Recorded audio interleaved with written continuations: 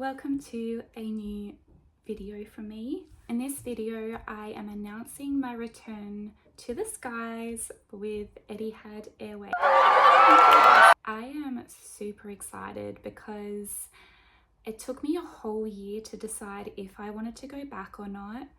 But now that I've made the decision, I've signed the contract and I'm leaving in 3.5 weeks, I know that this is the right decision for me.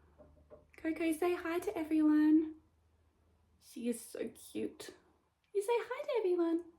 I would talk about it, talk about why I'm going back, talk about my reasons for leaving my job as a travel consultant. Back, I am glad I did it. I'm glad that I tried something new. I'm glad that I took up something different that was still in the travel industry, but required completely different skills. It was me to level up in my knowledge and just my skills in general. And through that, I even got a Cert 4, I believe it was, in business. I did have a boyfriend actually, but we broke up April last year. He was actually the reason why I didn't go back to Etihad sooner. And when that relationship ended, I started to re-evaluate my life and my life's decisions. And also because of the job that I was doing at the time, I only gave up my job as a flight attendant for Etihad Airways because of the pandemic, as most of you are aware. And at the time, I thought it was a blessing in disguise. Even though I wasn't really, what's the word? I wasn't ready to leave, but because of the pandemic at the time, I thought it was for the best. And I remember when I lost my job, I just went through all the stages of heartbreak.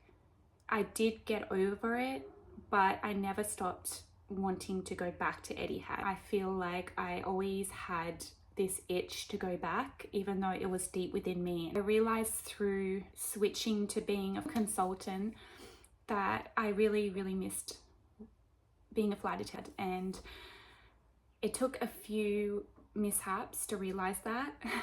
Because I had settled back into Australia, I had settled back into the way of living here, which is completely different from the way of living in the Middle East. This is croaky.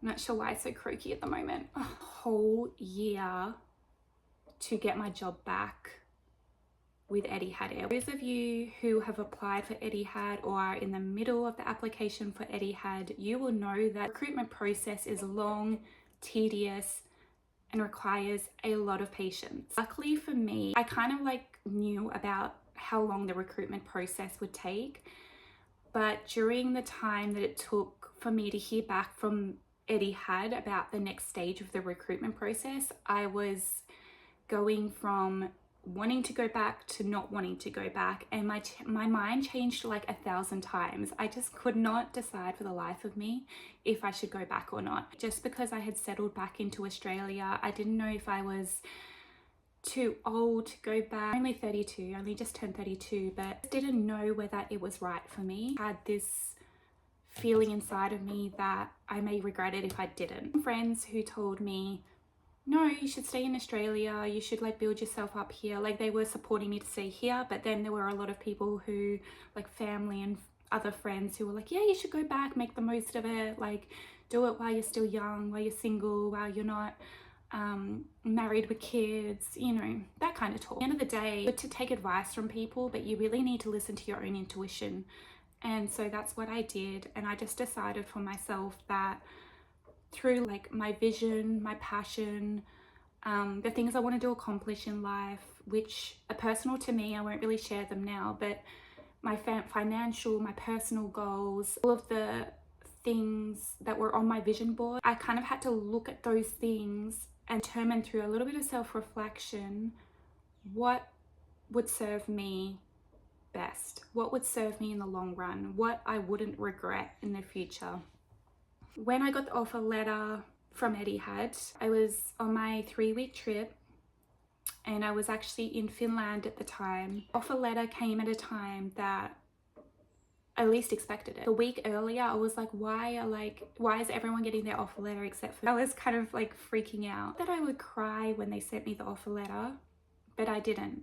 I didn't cry. I was just like, oh my gosh, I didn't know what to think. Just goes to show how much my mind changed over the year. Like, I would go from wanting the job to not wanting the job, to wanting the job to not wanting the job. And I'm not sure why it was, but looking back on that time, it was just because I was truly torn between what would be the right decision versus what would be the wrong decision. And the truth is, no right or wrong decision. It's what's going to fulfill you, fulfill your heart, fulfill your desires.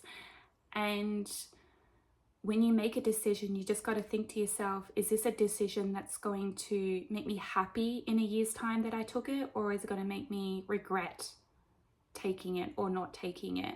I think it was a few weeks later, asked me when I would like to join the company. And I just wanted to leave as soon as possible. So then the contract came and the rest is history. And in 3.5 weeks, I leave for Abu Dhabi, and it still feels pretty surreal. But looking back, I'm so glad that I decided to take up this offer. I know it's the right decision for me in my life at the moment. I've got like the travel bug. I'm not tied down in any way. I'm able to still go out and travel the world and meet with my friends, have fun, do all these amazing things, have all these great experiences. I know that my future self will look back and be happy that I've made this decision, because like I said, it was an extremely hard decision to make at that point in my life. But now that I've made it, I'm very excited. I'm ready to leave. I've already started packing my stuff. I'm going to show you. Yeah, so I started packing like my photo frames. I got these mugs. You can't really see them, but I got these mugs for my birthday from my parents, and I absolutely love them. They're so pretty. And then like all my vases with my fake flowers, and then I've got a few pairs of heels for when I go out at night. And obviously I haven't packed much so far because it's quite overwhelming, and I feel like I do have time still. I've got 3.5 weeks, but yeah, like I'm gonna be bringing 2 suitcases, so now what I'm going to talk about is the recruitment process. First of all, it starts with applying online. Second step is, if you get through that, you'll get to the next round, which is a video introduction, and you have to record it just like how I'm recording this, and you submit it. If you pass that, you get invited to, I think it's the assessment day after that. It's such a blur now, but either in person, depending on which country you're in, or it's virtual. For me, because I'm in Australia, I did it all virtual. And the virtual assessment process is a lot slower than attending an in-person open day. It took so long between each stage, but then once I passed the virtual assessment day, I got invited for the English test, and only people who have passed the assessment day get invited for the English test. And then with the English test, they tailor it to your level of English. It's not the same for everyone. After that is the offer letter. Now they say that when you get the offer letter, it's not like official that you got the job. They say it's basically a conditional offer, so you have to still pass the rest of the recruitment process in order to get the job officially. So it's not the offer letter, it's the contract. But be rest assured, if you do get the offer letter, chances are that you are going to get the contract. Like, it's really just if something goes wrong in the documents that you submit, like the visa process or just some medical conditions, you won't get it, but like otherwise you will. I'm just super excited. I'm so hungry though. I need to go eat something. I haven't had breakfast. I've only had coffee today. You guys are having a good day wherever you are in the world, and whenever you watch this video. Yeah, we'll see you for the next video.